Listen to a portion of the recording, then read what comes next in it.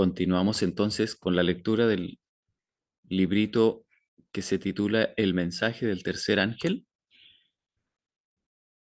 que es una recopilación de sermones que predicó en el año 1893 el pastor Alonso Trevier Jones. Y hoy día nos toca leer el sermón número 18. Espero que se esté viendo ahí en la pantalla. Y Amén. sí, qué bueno. Bueno, entonces, este, aquí me di cuenta que el pastor comienza ya con un pequeño resumen de lo que habíamos visto en el mensaje número 17. Así es que vamos a leer directamente el mensaje número 18. Dice así: Nuestro estudio tuvo ayer por objeto que sepamos por nosotros mismos cómo tener la seguridad de poseer la bendición de Abraham, de forma que podamos pedir confiadamente al Espíritu Santo de Dios. Hay más sobre el particular. El Señor nos ha proporcionado mayor evidencia aún, mayor prueba en la que basar nuestra perfecta confianza en Él, en su justicia, mayor evidencia de que es nuestra, de que tenemos la justicia que es por la fe, de manera que podamos pedir en perfecta confianza su Espíritu Santo y agradecer al Señor porque sea nuestro.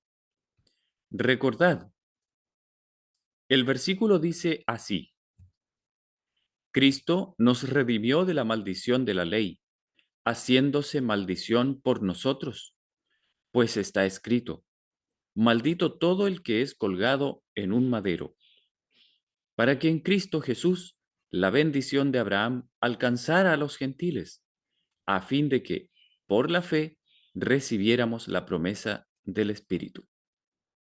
Eso está en Gálatas 3, 13 y 14. La bendición de Abraham es la justicia por la fe.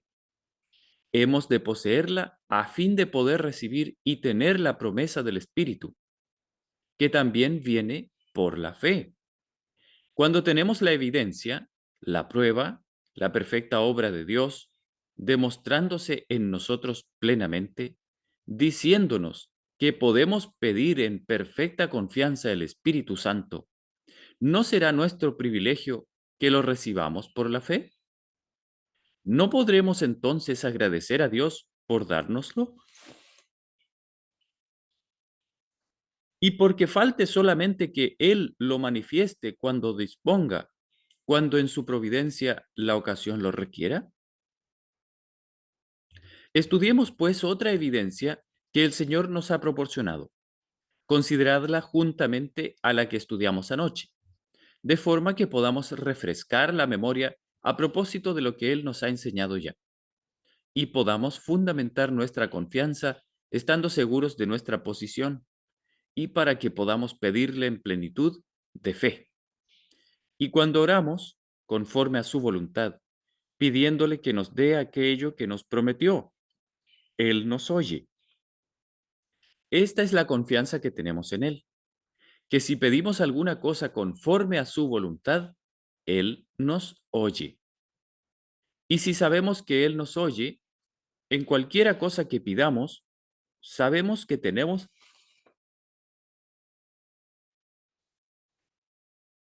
las peticiones que le hayamos hecho. Eso está en Primera de Juan 5, 14 y 15.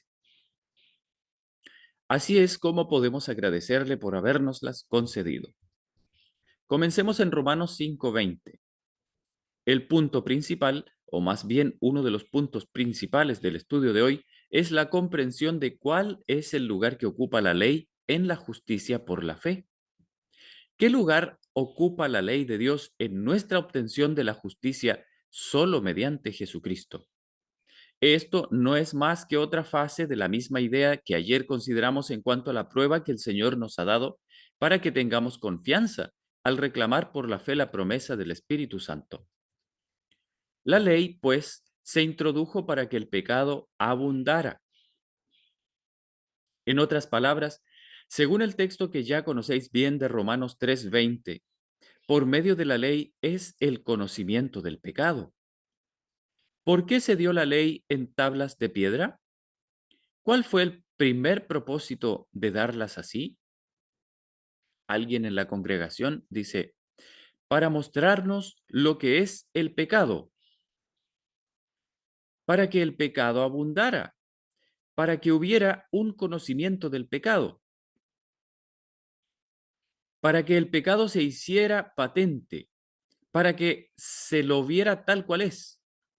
Pablo, en el capítulo 7 de Romanos, versículos 12 y 13, expone cuál fue su propia reacción. Dice, de manera que la ley a la verdad es santa y el mandamiento santo, justo y bueno. Entonces, ¿lo que es bueno vino a ser muerte para mí? De ninguna manera. Más bien, el pecado, para mostrarse como pecado, produjo en mí la muerte por medio de lo que es bueno, a fin de que el pecado, por medio del mandamiento, llegara a ser extremadamente pecaminoso. Así pues, el primer propósito por el que se dio la ley fue el de hacer que el pecado abundara, el de permitir que se lo viera tal como es, extremadamente pecaminoso. Leamos más en Romanos 5. La ley vino para que se agrandara el pecado, y donde se agrandó el pecado, sobreabundó la gracia. Bueno, el original dice para que abundase el pecado, y donde abundó el pecado, sobreabundó la gracia. Pregunto, ¿vino la ley aisladamente con el único fin de hacer evidente el pecado y nada más que eso? No, dice la congregación. Vino como un medio para conseguir un fin que permite a su vez alcanzar algo que va más allá del conocimiento del pecado. ¿Es así? Sí, dice la congregación. Al agrandarse el pecado, ¿dónde hemos leído que sobreabunda la gracia? En el mismo sitio, responde la congregación. ¿Allí mismo? Sí. Dice el texto completamente que donde el pecado abundó, perdón, dice el texto simplemente que donde el pecado abundó, la gracia también abundó. No, dice la congregación, sobreabundó. Habría sido ya una buena cosa que la gracia abundara allí donde el pecado abundó, pero sabéis que no es la forma en que el Señor hace las cosas. Las hace absolutamente bien, las hace en toda su excelencia y grandeza. Así, donde se agrandó el pecado, sobreabundó la gracia. Amén, responde la congregación.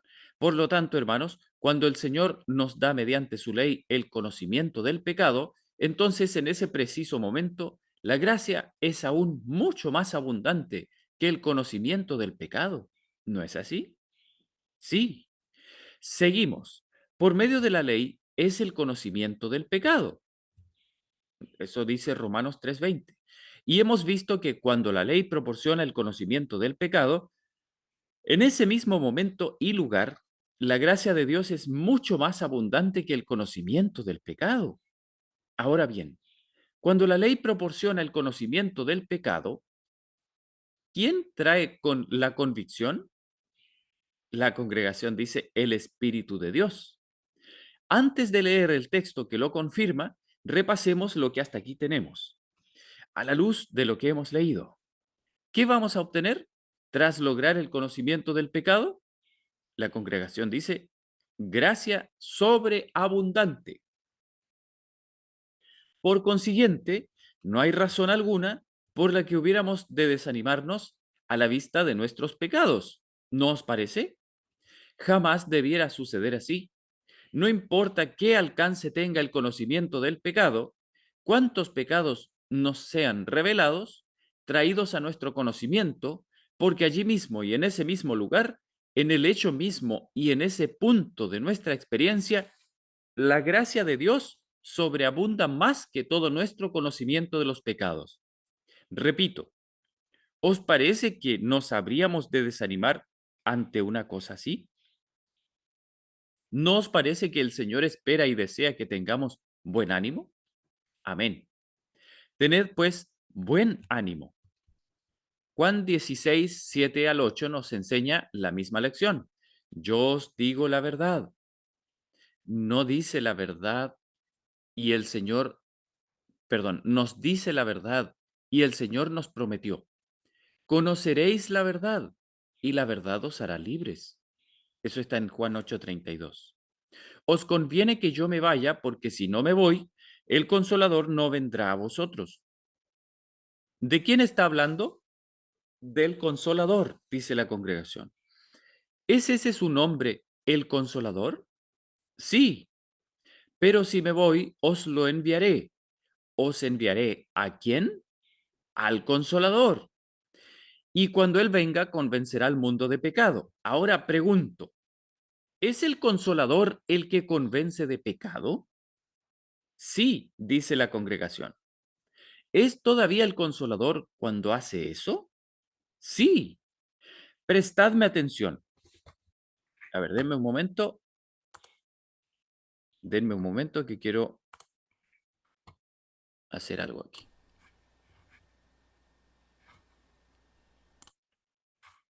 Ok.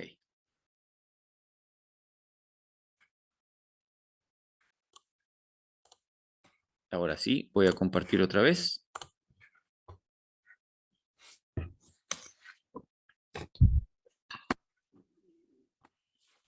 Ya. Estaba diciendo, a ver, retomo el párrafo. Dice, pero si me voy, os lo enviaré, dijo Cristo, ¿verdad? Dice, os enviaré a quién? Al consolador, y cuando él venga, convencerá al mundo de pecado. Ahora pregunto, ¿es el consolador el que convence de pecado? Sí, dice la congregación. ¿Es todavía el consolador cuando hace eso? Sí. Prestadme atención. No se trata del reprochador cuando convence de pecado y del consolador en las otras ocasiones. Se trata del consolador que reprocha. Gracias a Dios por ello. Gracias a Dios. El consolador reprocha, convence de pecado. Así pues, ¿qué vamos a obtener cuando nuestro pecado es objeto del reproche? La congregación responde, consuelo. ¿Qué clase de consuelo? La congregación dice, el consuelo del Señor. El Señor nos consuela en el preciso momento en que lo necesitamos. ¿Por qué entonces nos habríamos de desanimar ante el conocimiento de nuestro pecado? ¿No se trata de lo mismo que hemos visto en el capítulo 5 de Romanos? ¿Comprendéis que en el momento y lugar en el que el pecado abunda, la gracia sobreabunda y que en el momento en que el Espíritu Santo está trayendo convicción de pecado, es el consolador quien lo hace? ¿Comprendéis que tener eso presente significa una victoria eterna sobre Satanás? ¿Obtendrá Satanás alguna ventaja sobre aquel que cree a Dios al pie de la letra? No. Satanás se presenta diciendo, mira qué pecador eres. Gracias al Señor, ¿dónde se agrandó el pecado? Sobreabundó la gracia. La congregación dice amén.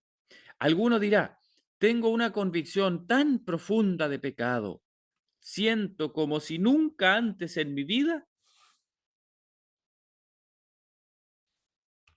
perdón, siento como si nunca antes en mi vida hubiera tenido una convicción tan intensa.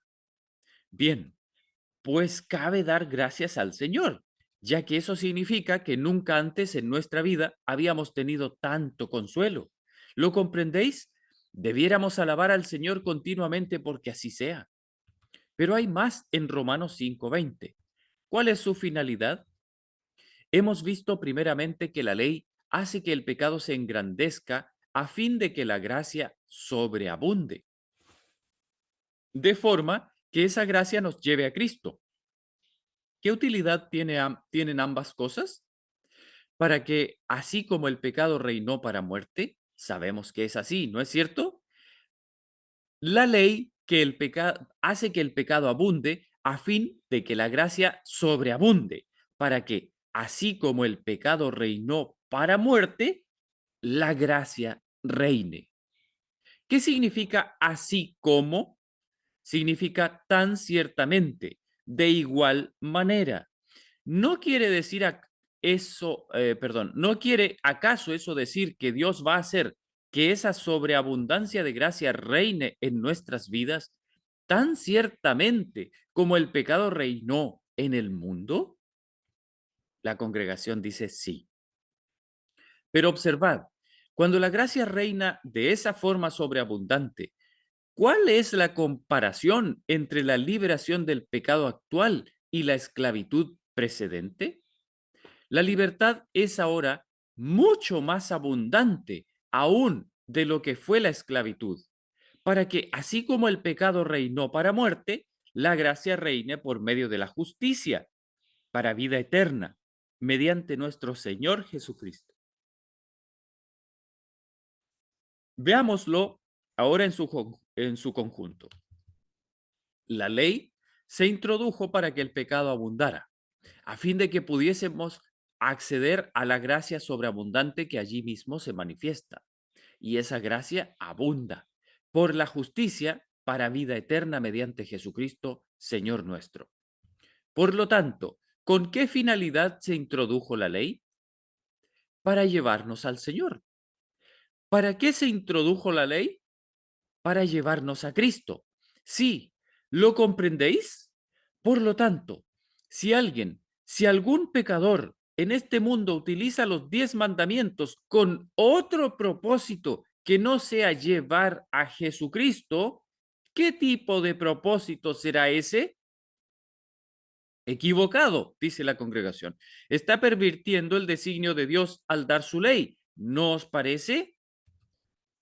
Emplear la ley dada por Dios al hombre con cualquier otro propósito distinto al de alcanzar a Jesucristo es, por consiguiente, utilizar la ley de una forma en la que nunca fue la voluntad de Dios que fuera utilizada. Bien, la ley nos lleva a Cristo, no hay duda. ¿Con qué propósito? Para que seamos justificados. ¿Qué existe la ley de, perdón, qué exige la ley de vosotros y de mí? ¿Nos exige algo antes de que lleguemos a Jesucristo? La congregación dice, exige justicia. ¿Qué clase de justicia? Justicia perfecta. ¿Justicia de quién? De Dios. Perdón, a ver, hay un micrófono activo.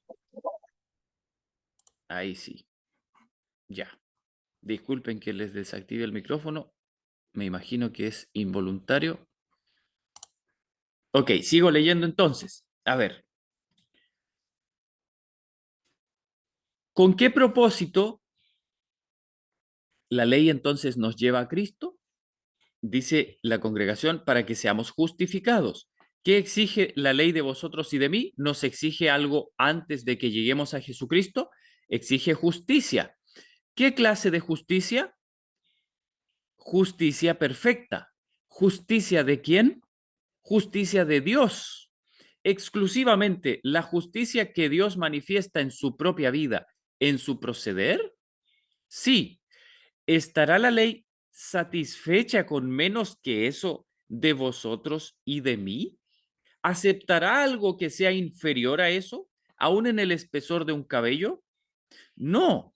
Si no llegamos por el espesor de un cabello, no habremos quedado nos habremos, perdón, quedado irremediablemente atrás. No lo habremos alcanzado. Vayamos a Timoteo. Allí, Pablo nos dirá qué es lo que la ley demanda de nosotros y en nosotros. Mire lo que dice allí, lo dice en cursiva, está como eh, resaltando algo. Dice el texto, allí Pablo nos dirá qué es lo que la ley demanda de nosotros y en nosotros. Ojo con eso. Dice 1 Timoteo 1:5. El propósito de este mandamiento es el amor. ¿Qué clase de amor? El amor de Dios, nacido de corazón limpio, de buena conciencia y de fe no fingida. Eso es lo que la ley quiere encontrar en nosotros. ¿No os parece? ¿Os va a aceptar a vosotros y a mí sin que alcancemos lo que pide, sin que tengamos un amor perfecto brotando de un corazón limpio, de buena conciencia y fe no fingida? No, nunca. Lo que pide se resume en una palabra: perfección. ¿Se entendió? A ver, voy a, voy a repetir la idea, hermanos, porque es muy importante esto. No nos podemos quedar con una confusión en esto. Aquí lo que está diciendo el pastor es que lo que la ley exige de nosotros es lo que dice Pablo aquí. Dice, en 1 Timoteo 1:5, dice, el propósito de este mandamiento es el amor. ¿Qué clase de amor? El amor de Dios, dice la congregación, nacida de corazón limpio, de buena conciencia y fe no fingida. Eso es lo que la ley quiere encontrar en nosotros. ¿No os parece? ¿Os va a aceptar a vosotros y a mí sin que alcancemos lo que pide? ¿Sin que tengamos un amor perfecto brotando de un corazón limpio, de buena conciencia y fe no fingida? No, nunca. O sea, la ley, hermanos, no permite que nosotros seamos aceptos sin eso que dice ahí. ¿Qué cosa? Un corazón limpio, de buena conciencia y fe no fingida. Y miren lo que dice el pastor. Lo que pide se resume en una palabra: perfección. O sea, la ley de Dios, hermanos, no es una vara alta ni baja.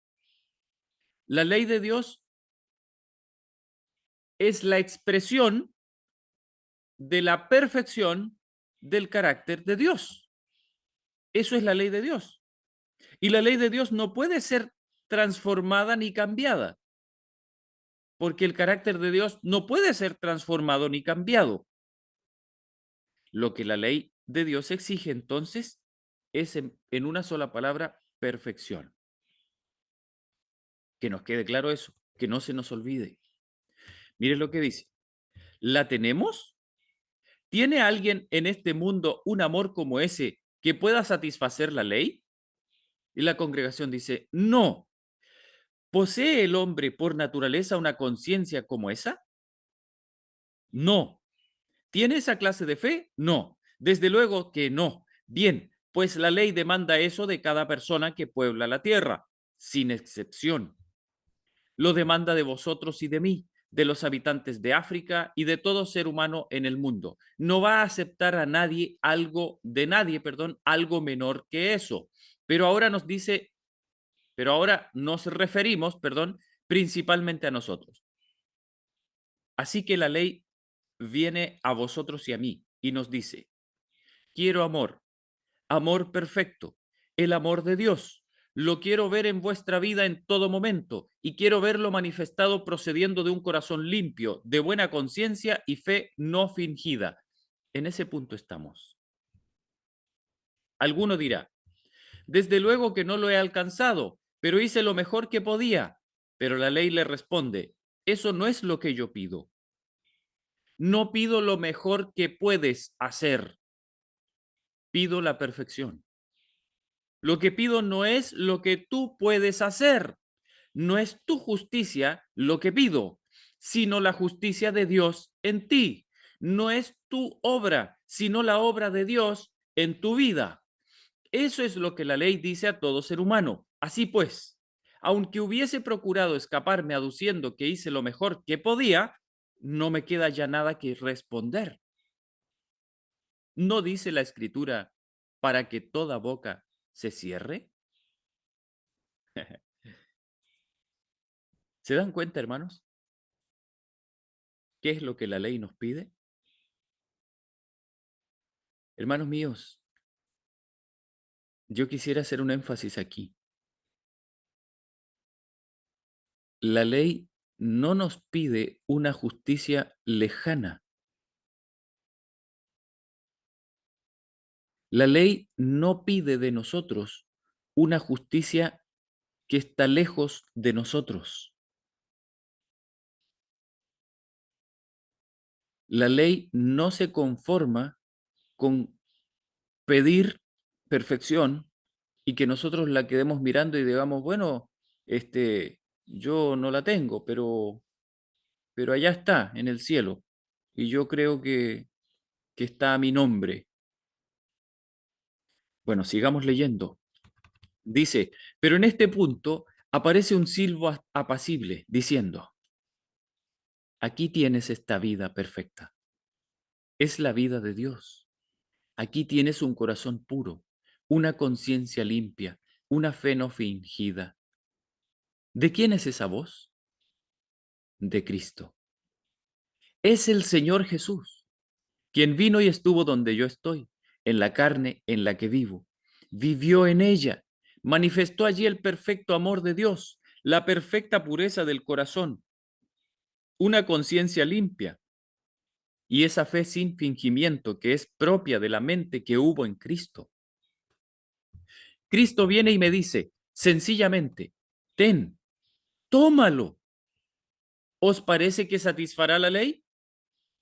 Sí, dice la congregación. La vida manifestada en Jesucristo satisfará ciertamente las demandas de la ley. La pureza de corazón que da Jesús satisfará la ley. Lo hará la pureza de corazón que Jesucristo da y también la limpia conciencia que Él es capaz de crear, así como la fe no fingida que Él da. ¿Satisfará eso lo que la ley demanda? ¿Qué os parece? Sí, responde la gente. ¿Acaso no es eso lo que la ley quiere todo el tiempo? ¿Es Jesucristo lo que quiere la ley? ¿Lo comprendéis? Sí, es lo mismo que pide la ley en Romanos 5. ¿Y por qué lo pide en relación conmigo? La ley quiere ver a Cristo en mí. ¿No es pues el Evangelio de Cristo precisamente el objeto de la ley de Dios? ¿No es Cristo en vosotros la esperanza de gloria? Romanos 5, 1 y 5 dice, justificados por la fe, tenemos paz para con Dios por medio de Jesucristo nuestro Señor. Y el amor de Dios está derramado en nuestros corazones por el Espíritu Santo que nos es dado. Y se trata del amor supremo. Eso está en Hechos 15, 8 al 9. Dice, Dios, que conoce los corazones, les dio testimonio, dándoles el Espíritu Santo, lo mismo que a nosotros, y ninguna diferencia hizo entre nosotros y ellos, purificando por la fe sus corazones. Se trata del amor de Dios, procedente de un corazón puro. En Hebreos 9:14 dice, cuánto más la sangre de Cristo, el cual mediante el Espíritu Eterno se ofreció a sí mismo sin mancha a Dios, limpiará vuestras conciencias de obras muertas para que sirváis al Dios vivo. Significa una conciencia limpia, significa el amor de Dios procediendo de una conciencia recta. Esa fe que Él nos da, capacitándonos para que la guardemos. La fe de Jesús que nos permite guardar los mandamientos de Dios consiste en el amor de Dios según una fe no fingida. El mensaje de la justicia de Dios que viene por la fe en Jesucristo nos lleva al perfecto cumplimiento de la ley de Dios, al tiempo que trae a nosotros ese perfecto cumplimiento. Hermanos, ¿escucharon eso?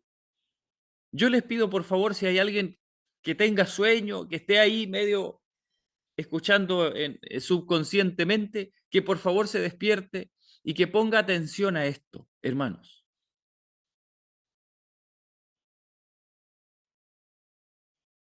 dice, el mensaje de la justicia de Dios que viene por la fe en Jesucristo nos lleva al cumplimiento, al perfecto cumplimiento de la ley de Dios, al tiempo que trae a nosotros ese perfecto cumplimiento.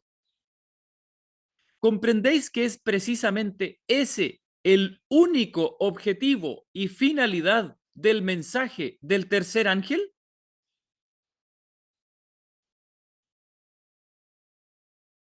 La congregación dice, sí, se trata de Cristo, Cristo en su justicia, Cristo en su pureza, en su amor, en su amabilidad, Cristo en su ser entero, Cristo y Cristo crucificado.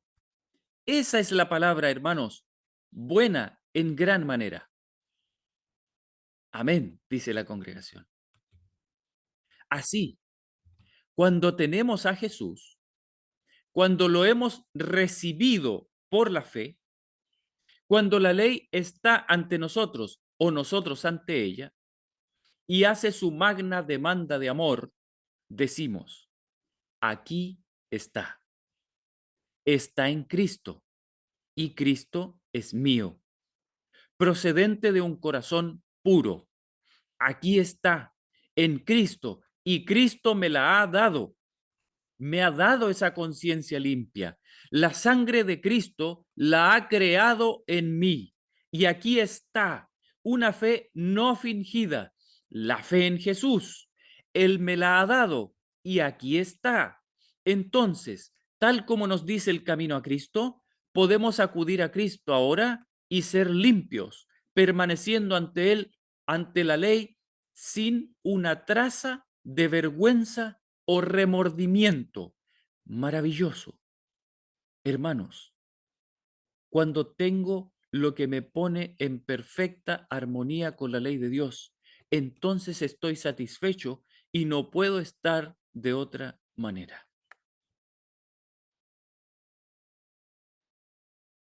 ¿Saben, hermanos? Si este mensaje es el mensaje final de Dios, que le dará la victoria final al pueblo de Dios y que arrancará de los engaños de Satanás a un montón de gente. Si este es el mensaje final, hermanos, yo les pregunto, ¿ustedes creen que Satanás se va a quedar sin tratar de tocarlo y de echarlo a perder? ¿Ustedes creen que Satanás, al ver el mensaje de la justicia de Cristo y al saber cuál era el efecto que iba a producir, ¿ustedes creen que se iba a quedar tranquilo e iba a seguir dedicándose a sus cosas?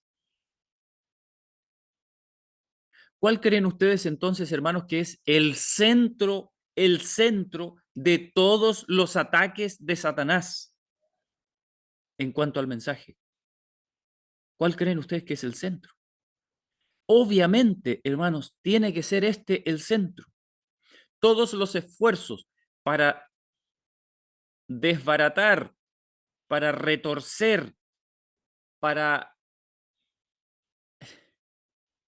¿Qué otra palabra usar? Todos los esfuerzos de Satanás para... Tergiversar. Exactamente. Esa es la palabra. Todos los esfuerzos de Satanás para tergiversar la sana doctrina se dirigen mayormente a esto, hermanos.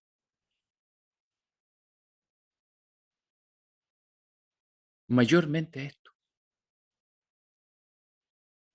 Porque este es el mensaje que va a lograr traer a Cristo a nosotros. Hermanos, la reforma pro salud va a ayudar. La vida en el campo también va a ayudar. la verdadera educación también va a ayudar. Todas las reformas que Dios nos entregó para que implementásemos en nuestra vida son ayudas, son herramientas que van a ayudar, van a hacer más fácil que se produzca el objetivo de Dios en nosotros. Pero lo que va a hacer la transformación en nosotros es el mensaje de la justicia de Cristo. Esa doctrina es la que transforma el corazón, hermanos. Y no como doctrina, sino cuando verdaderamente esa doctrina se transforma en una experiencia con Cristo. Entonces, hermanos, entonces, que no nos sorprenda si de pronto escuchamos varias versiones de la justificación por la fe. Que no nos sorprenda.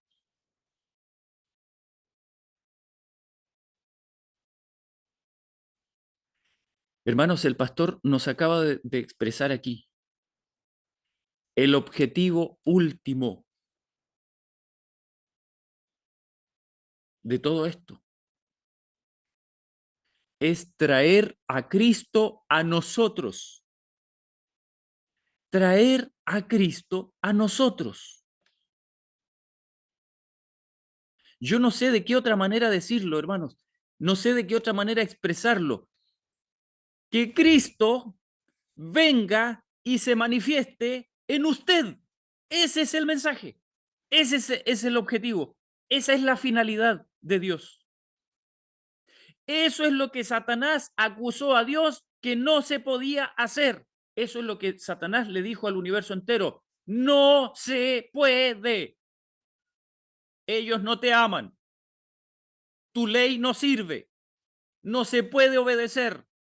La única manera es a través del miedo.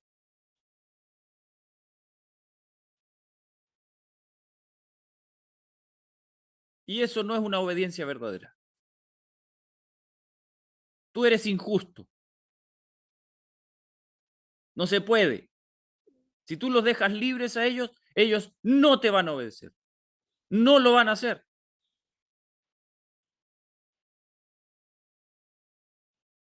¿Saben por qué Satanás quiere meterle eso en la cabeza al universo? ¿Saben por qué?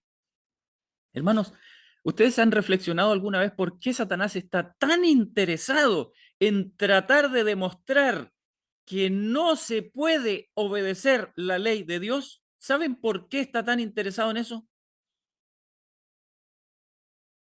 ¿A alguien se le ocurre, hermanos? ¿A alguien se le ocurre la idea? ¿Alguien ha reflexionado sobre eso alguna vez? ¿Por qué Satanás está tan, pero tan profundamente interesado en que se acepte la idea de que no podemos obedecer la ley de Dios perfectamente? ¿Saben ustedes por qué está tan interesado en eso, Satanás? ¿Alguien tiene la idea?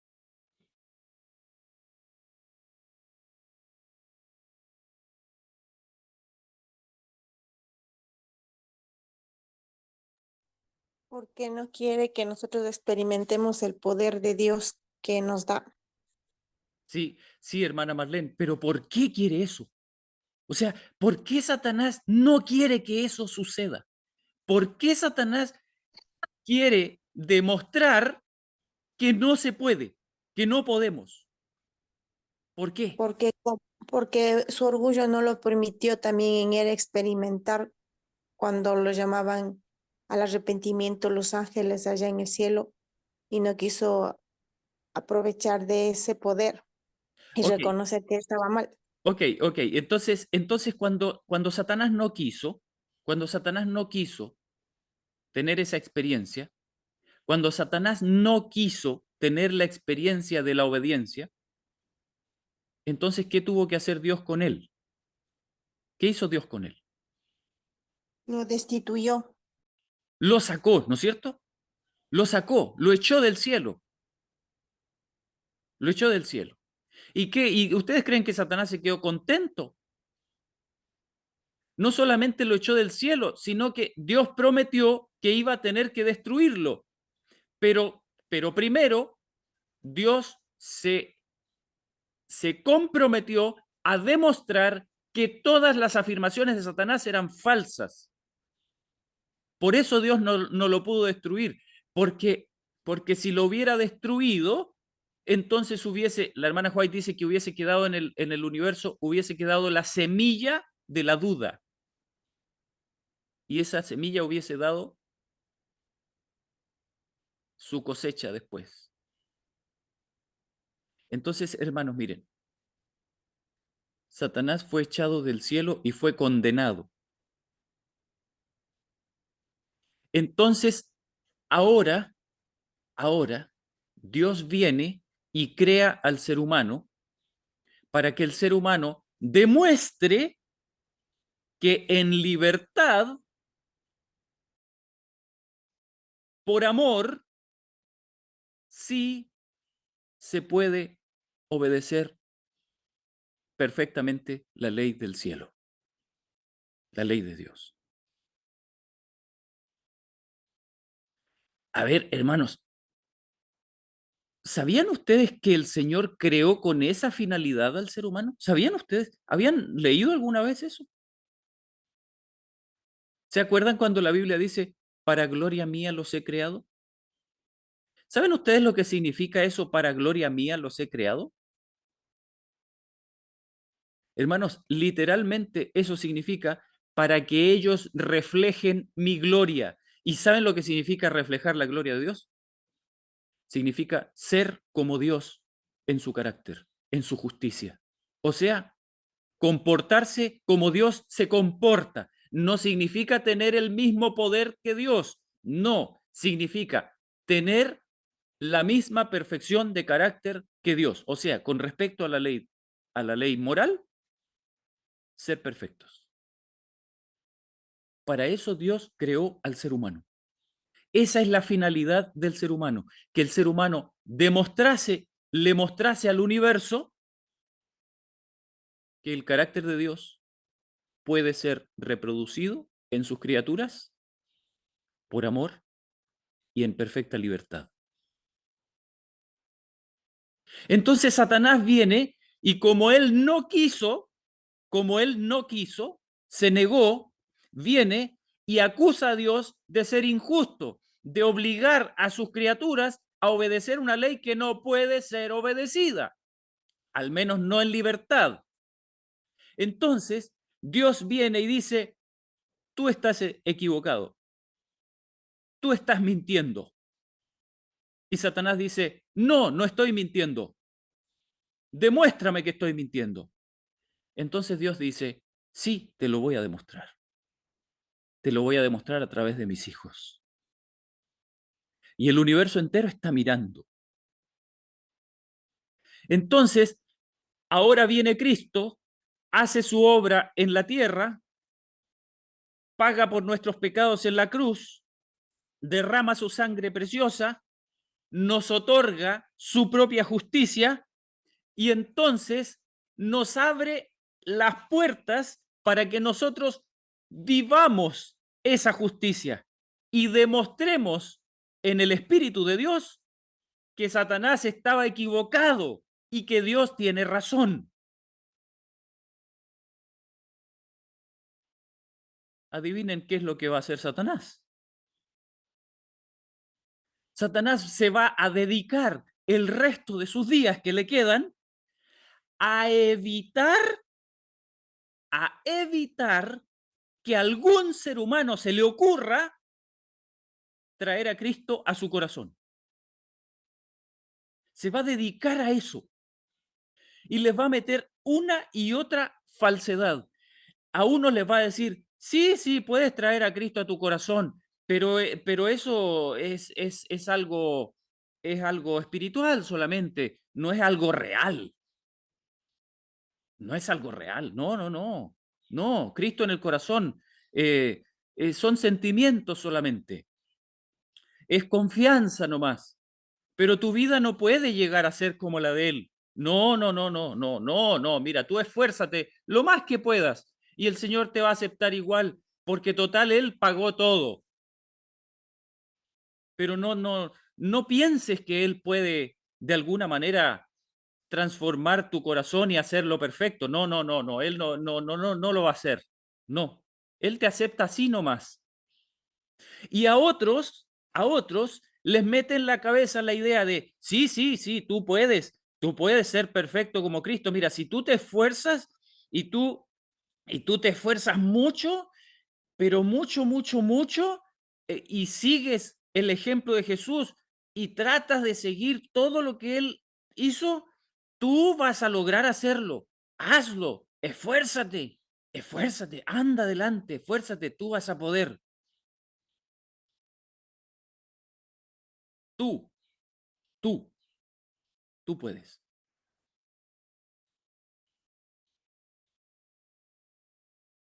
Y así hay una variedad entre medio de, del mismo, de la misma fórmula, pero algunos con un porcentaje más, otros porcentaje menos. Lo importante es que no suceda. Eso es lo importante. Eso es lo que Satanás quiere. ¿Por qué? Porque si Satanás logra hacer que eso no suceda, entonces ahora Satanás tiene un argumento. ¿Saben cuál es el argumento? El argumento es muy simple, hermanos. El argumento es este. Satanás mira a Dios ante el universo y le dice en la cara, ¿no te decía yo que era imposible obedecer tu ley?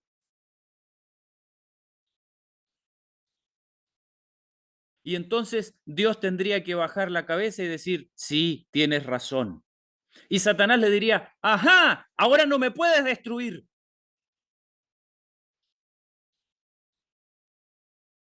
¿Entienden, hermanos? ¿Se entiende? ¿Se entiende qué es lo que sucedería si jamás llegase la perfección del carácter de Cristo a expresarse en la vida de sus hijos? ¿Se entiende la implicación de eso? ¿Y por qué me vas a destruir a mí? ¿Porque no quise obedecer tu ley?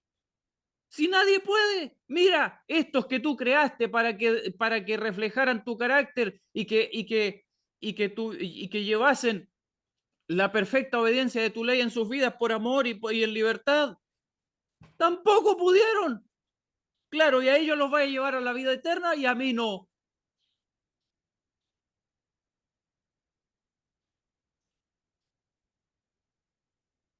Argumento perfecto, ¿no?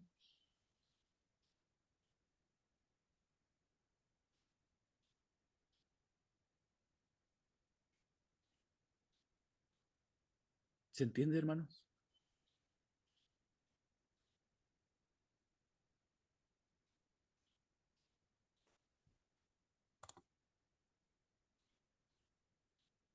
Vayamos ahora al tercer capítulo de Romanos. Vamos a leer un par de párrafos y vamos a dejar aquí el mensaje número 18.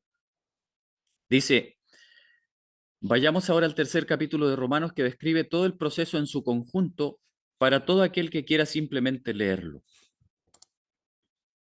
Romanos 3, 19 al 22. Dice, podemos decir amén a cada una de sus palabras ahora y aquí. Sabemos, y ahora lo sabemos, que todo lo que la ley dice, lo dice a los que están bajo la ley, para que toda boca se cierre y todo el mundo quede bajo el juicio de Dios. ¿No se trata de eso mismo? Aquello que me dice que soy pecador no puede decirme al mismo tiempo que soy justo. Pero ahora, ¿cuándo? Ahora, dice la congregación. No dudemos en afirmarlo. Pero ahora, aparte de la ley, se ha manifestado la justicia de Dios. ¿Es así o no? ¿Qué os parece? Es así. La ley no puede manifestar la justicia en nosotros. No podemos verla allí. Está allí, pero somos tan ciegos que no podemos apreciarla. El pecado nos ha cegado y corrompido hasta el punto que no podemos verla en la ley. Y si pudiéramos, tampoco lograríamos alcanzarla a partir de ella, puesto que no hay en nosotros nada de lo que la ley requiere. Nuestra incapacidad es absoluta. Así pues, se ha manifestado la justicia de Dios, la justicia de Dios por medio de la fe en Jesucristo, para todos los que creen en Él. ¿Cuál es el significado de creer siendo que Dios es quien lo declara? Fe, dice la congregación. ¿Y en qué consiste la fe genuina? En la sumisión de la voluntad al Señor, en la entrega del corazón a Él, en centrar en Él los afectos. Eso es lo que aquí significa para todos los que lo reciban, puesto que creer implica recibir. ¿Se dan cuenta, hermanos? Recibir. Cuando es Dios quien habla.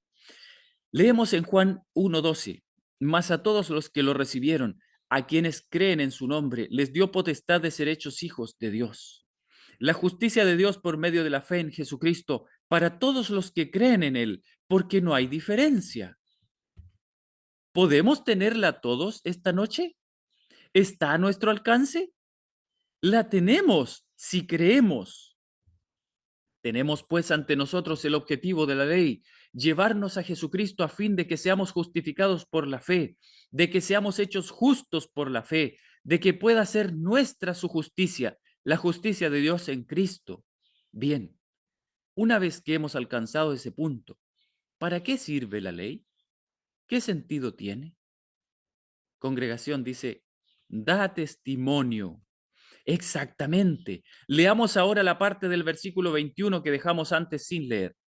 Pero ahora, aparte de la ley, se ha manifestado la justicia de Dios, testificada por la ley. Miren, hermanos, qué hermoso es esto. Dice, es todo cuanto necesitamos leer por ahora. Así, cuando la ley proporciona un conocimiento del pecado a fin de que tengamos la abundancia de la gracia que expulsa al pecado, miren qué importante, la abundancia de la gracia expulsa al pecado, dice, entonces la gracia reina mediante la justicia para vida eterna por Jesucristo. Y la ley permitió que esa justicia de Dios por la fe en Cristo llegara a ser nuestra. El conocimiento del pecado nos ha llevado a Cristo y lo tenemos a Él, quedando la ley satisfecha en todas y cada una de las demandas que nos hace. Habiendo sido satisfechas todas las demandas que nos hizo, ¿seguirá afirmando que es así? Cuando la ley nos ha hecho demandas que solo podemos satisfacer teniendo a Jesucristo en nosotros, ¿creéis que la ley de Dios por tanto tiempo como nos mantengamos allí afirmará, lo apruebo, estoy satisfecha con eso? Sí, así, si alguien comenzara a cuestionarlo afirmando que no es cierto, tenemos algo que testifica de la veracidad del hecho. ¿No os parece? Observad que hay diversas razones que hacen necesario el que dispongamos de testigos. Una de las razones en relación con nosotros mismos, con nuestra propia experiencia es esta. Cuando Dios habla y lo creemos, entonces sabemos, cada uno por sí mismo, que es nuestra la justicia de Dios. Sabemos que estamos en la situación de recibirla. Sabemos que nos pertenece y que podemos tener perfecta paz al respecto. Pero hay otros fuera de nosotros. Miren, hermanos, qué importante esto. El Evangelio es algo que va más allá del yo. Dice, pero hay otros fuera de nosotros que necesitan saberlo. ¿Pueden llegar a conocerlo mediante mis explicaciones? No. ¿Pueden saberlo sobre la base de que yo lo digo y por lo tanto ha de ser así? ¿Les convencerá eso? ¿Será para ellos prueba suficiente? La congregación dice, no, necesitan algo mejor que mi palabra.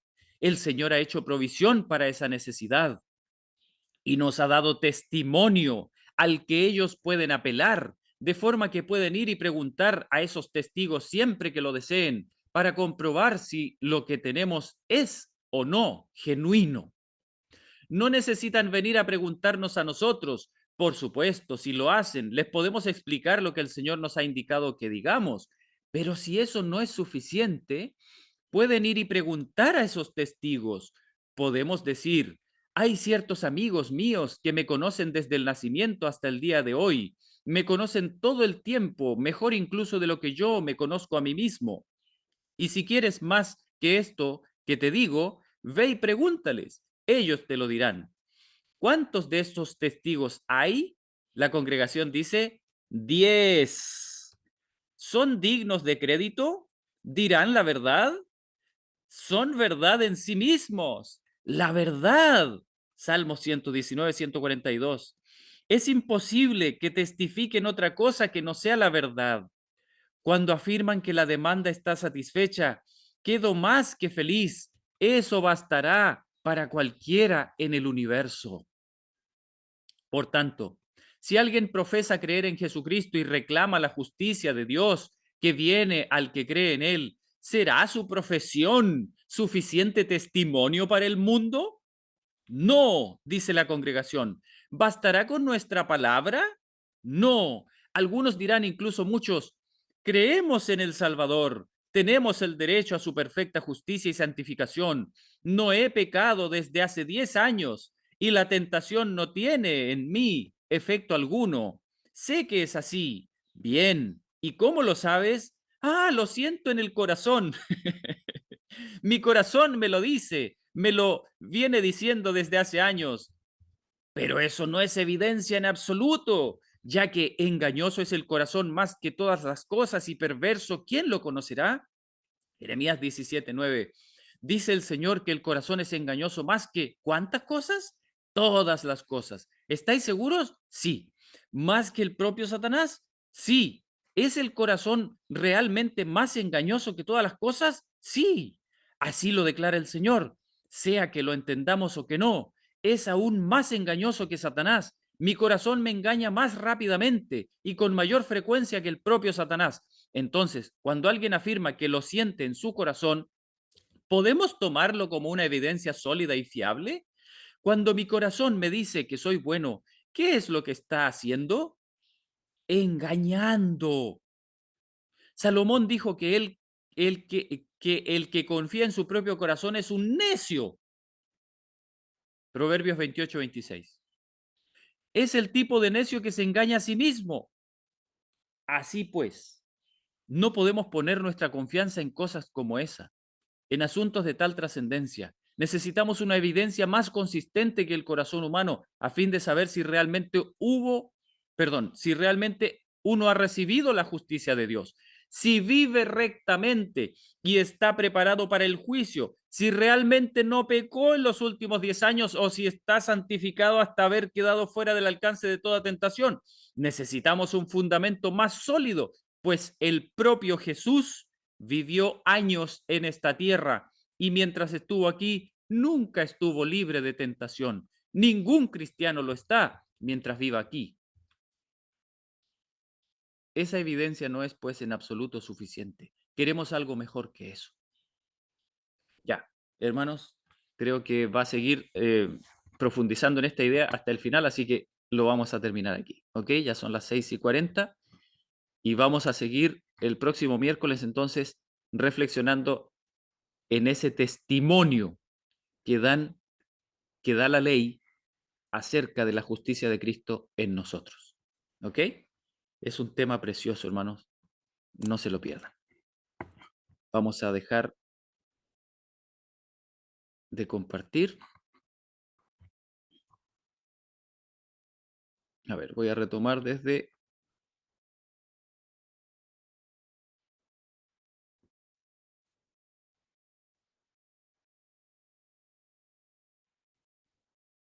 Ya, desde aquí.